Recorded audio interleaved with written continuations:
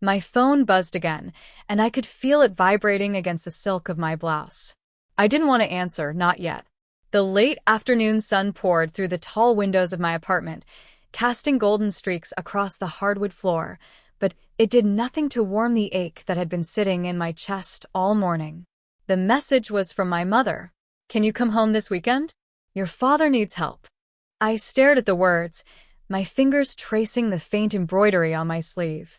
For a moment, I felt the familiar twist of irritation, mixed with something sharper, an old, stubborn pain that never fully left me. They had said it so many times when I was younger. "You'll never have kids of your own. You're too fragile. You'll never carry on the family line." And now, decades later, here I was, the one they relied on.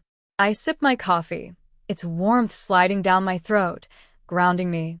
I thought of my quiet, controlled life in the city, my own apartment, my flourishing career, the soft hum of independence that no one could touch. And yet, with a single message, the past came rushing back, the doubts, the rejections, the silent sneers I had endured. I inhaled deeply, letting the aroma of roasted coffee beans fill my senses, and then, almost reflexively, I began packing. The caretaker's role wasn't one I had sought, but somehow, it had found me anyway. I remember the night like it was yesterday, even though it had been years. I was 23, sitting at the small kitchen table in my parents' house, the linoleum cold against my elbows. The clock ticked loudly, a metronome marking the tension in the air. My mother's voice had that familiar sharp edge, the one that could slice through any optimism I carried. "You're too delicate," she said. "You'll never have children of your own. You're not built for it." Her words hit me like ice water. My father, sitting across from her, nodded silently, eyes fixed on his plate, unwilling, or maybe too proud, to disagree. I felt a hollow ache in my chest, the kind that starts in your throat and spreads to your stomach. My hands shook as I clutched the mug of tea I hadn't touched, fingers trembling over the warmth that offered no comfort. I had tried to argue, to remind them of my dreams, of my resilience, of the woman I was becoming. But their dismissal was absolute. "You'll always be fragile," my mother said, as if it were a law carved in stone. "Fragile people don't survive what life asks of them." I wanted to cry, scream, run away, but instead, I sat there in silence, feeling the weight of their certainty pressing down on me. That night, I found solace in a small, unexpected gesture. My grandmother's locket, a simple gold piece she had pressed into my hand earlier that week. "Carry this," she had said, "and remember, your worth is not theirs to define." I held that locket tightly, feeling its cool metal against my palm, and for the first time, I made a silent vow. I would prove them wrong, not by fighting them directly, but by building a life they couldn't touch or diminish. I would survive. I would thrive. I would become someone whose existence was undeniable, whose strength was hers alone. And with that decision, the first seeds of independence took root, fragile yet determined, in the quiet of that cold kitchen. I left my parents' house that night with nothing but a backpack, a worn suitcase, and my grandmother's locket clutched against my heart. I moved to a small apartment in the city, one that barely fit a bed and a desk, but it was mine. No one could tell me what I couldn't do here. Every morning, I woke to the sound of distant traffic, the smell of freshly baked bread from the corner cafe, and the hum of possibility that only a city teeming with strangers could offer. The first few months were brutal. I worked 2 jobs, one in a quiet bookstore where the smell of paper and ink soothed me, the other as an assistant for a small, demanding firm. Nights blurred into early mornings. I questioned every decision, every step.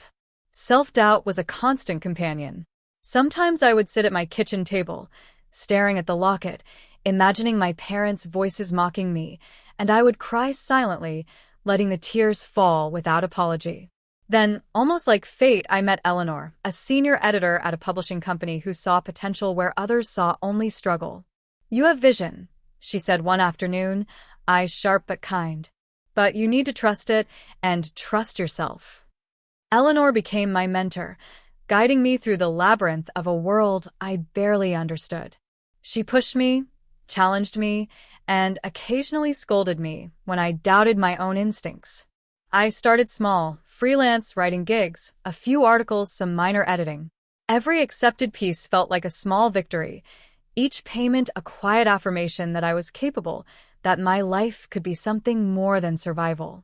Slowly, I built a reputation, working with clients who valued my precision, my voice, my tenacity. I learned to navigate office politics, to present ideas confidently, and to push boundaries in ways my parents had never allowed me to. I kept my growth secret from them. Occasional updates were carefully curated, Instagram posts of coffee cups and city streets, nothing that revealed the scale of my achievements. The truth was mine, private and untouchable.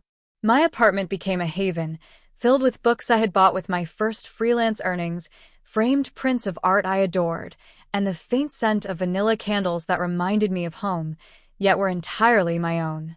There were setbacks, of course, failed pitches, late payments, moments when self-doubt crept in like a shadow at dusk.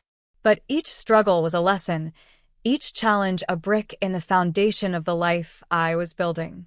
I became fluent in independence, an architect of my own success, and the woman I had promised myself I would be. Through it all, the locket remained close, a symbol of both my past and my promise to the woman I was becoming. Every time I touched it, I remembered that quiet kitchen, the sting of rejection, and the vow I had made. I would not just survive. I would rise, quietly, steadily, and without apology. The knock at the door was sharp, almost intrusive, and I froze for a moment, my hand still resting on the locket. I knew exactly who it would be, my parents, stepping into the city apartment they had never truly visited, expecting to find the struggling, dependent daughter they had long dismissed. I opened the door to their familiar faces, lined with age and skepticism. Their eyes darted around the space, taking in the high ceilings, the tall windows, the sunlight bouncing off polished hardwood floors. They noticed the framed art on the walls, the subtle arrangement of books, the delicate vases with fresh flowers. I could see it, the surprise beginning to flicker across their expressions, the disbelief mingling with something heavier, guilt perhaps, or shame. Mom. Dad. I greeted them with a calm I didn't entirely feel. It's good to see you. They stepped inside, hesitantly, as though the apartment itself were a trap, and I watched their eyes trace the contours of my life. My desk, neatly organized, held a laptop, an award I'd received for editorial excellence, and a small notebook filled with plans for my next project. The coffee table had a few magazines stacked just so, and on the shelf behind me were contracts and letters that confirmed what they could not yet process. I owned a successful publishing consultancy, had a growing team, and had been quietly thriving for years without their input or approval. I motioned for them to sit. My mother perched awkwardly on the edge of the couch, hands clenched in her lap. My father remained near the door, shifting uncomfortably. I allowed the silence to stretch, giving them time to absorb the reality of my life, the truth that contradicted every prediction, every cruel dismissal they had ever made. Finally, I spoke, my voice measured but firm. I know you thought I'd never have a life of my own, that I'd never be capable of anything beyond what you imagined. You were wrong. I am doing more than surviving. I am thriving. Their faces went pale. My father's lips parted, then pressed together. My mother's eyes glistened with unshed tears. I gestured toward the contracts on the shelf. This is my company. I lead a team of over 20 people. These clients trust me. I pay my own bills, my own way, and I make decisions that affect real lives. I saw the shock, the dawning realization of how wrong they had been. They shifted, shuffled, exchanged glances that carried the weight of years of underestimation.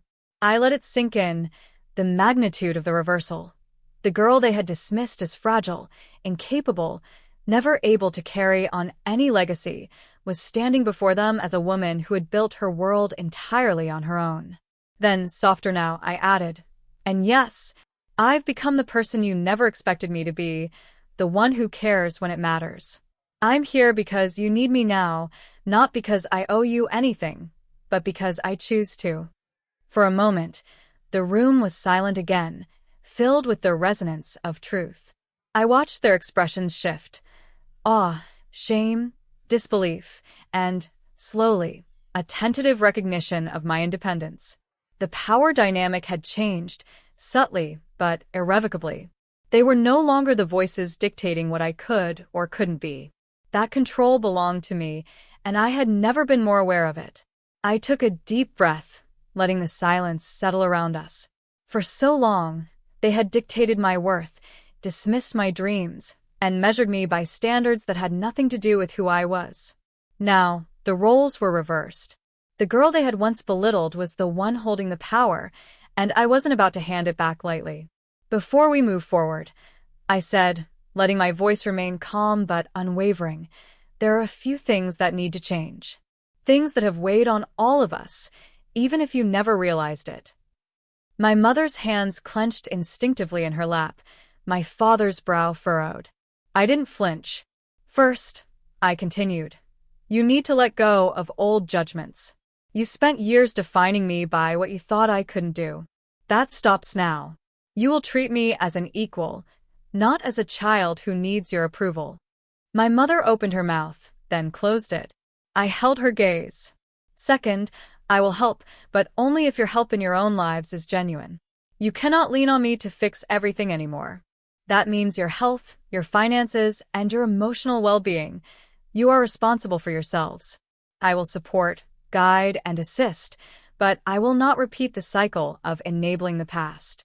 I reached for the locket around my neck, a small but meaningful gesture, and smiled softly. Third, this isn't punishment, it's growth. You get to choose what kind of people you want to be from here on. If you're willing to be better, kinder, and more honest with yourselves and with each other, then I will be here. But you must meet me halfway. No excuses, no old patterns. Their faces shifted, expressions caught between discomfort and recognition. I could see my father absorbing the weight of responsibility, my mother processing the humility required to rebuild trust. I let the pause stretch, allowing them the space to consider what I was asking, not from a place of vengeance, but from a place of clarity, strength, and care. I added one final point, softer this time, almost intimate. And you must remember, I am not your child anymore in the way you think. I am still your daughter, yes, but I am also a woman who has earned her life. Respect it. Respect me. Only then can we move forward together. The room felt charged, as if the air itself had shifted. For decades, they had held sway over me with fear, doubt, and their own insecurities. Now, I held sway through clarity, self-respect, and undeniable accomplishment. The locket felt heavier against my chest, not in burden, but in affirmation of all I had endured to arrive here. Finally, my mother nodded slightly, almost imperceptibly, her eyes glistening. My father exhaled, the tension in his shoulders easing fractionally. It was a start, not perfection, but a start. I had the power now, yes, but with it came responsibility. To guide without controlling, to care without enabling, and to honor the woman I had fought so hard to become. And in that quiet, charged space, I realized something profound. The strongest relationships are built not on fear or expectation, but on respect, understanding, and the courage to redefine what family truly means. Weeks passed, and slowly, almost imperceptibly at first, things began to change. My parents, once rigid and critical, started to show up differently. Not perfectly, not without hesitation, but with a genuine effort I had never expected. My mother took walks every morning, something I had insisted she do for her health. My father began volunteering at the local community center, finding purpose beyond his old routines. They were learning, stumbling, growing, step by step, in ways that no lecture or argument could have forced. I watched them from my apartment, the sunlight spilling across the floor, and felt a quiet pride. Not in holding power over them, but in witnessing transformation that was honest, earned, and alive. They were no longer my critics. They were students of a new lesson, one I had learned long ago. that resilience, love, and self-respect shaped the course of life far more than fear or control ever could. One evening, as I sipped tea and reflected on the years of struggle and silent determination, my fingers brushed the locket I had carried for so long. The cool metal was a comforting reminder of that cold kitchen where I had first vowed to survive, to thrive, to become someone undeniable. I smiled softly, the memory of pain now woven into the fabric of my strength. I realized that becoming their caretaker hadn't diminished me, it had affirmed me. The woman they had doubted had become the woman who could care without losing herself, who could guide without sacrificing independence. I had turned the very doubt they cast upon me into a legacy of patience, resilience, and quiet power. And in that moment, I understood that my story, wasn't about proving them wrong, though I had done that. It was about proving to myself that I could endure, rise, and redefine what family, love, and strength meant. The locket rested against my chest, a circle complete, carrying the weight of lessons learned and victories earned. I leaned back in my chair, sunlight warming my face, and whispered to no one in particular, a line that felt like the heartbeat of all I had become. I may not have followed the path they imagined, but I have walked the one I was meant to, and I have arrived whole, strong, and entirely my own. Bottom of form.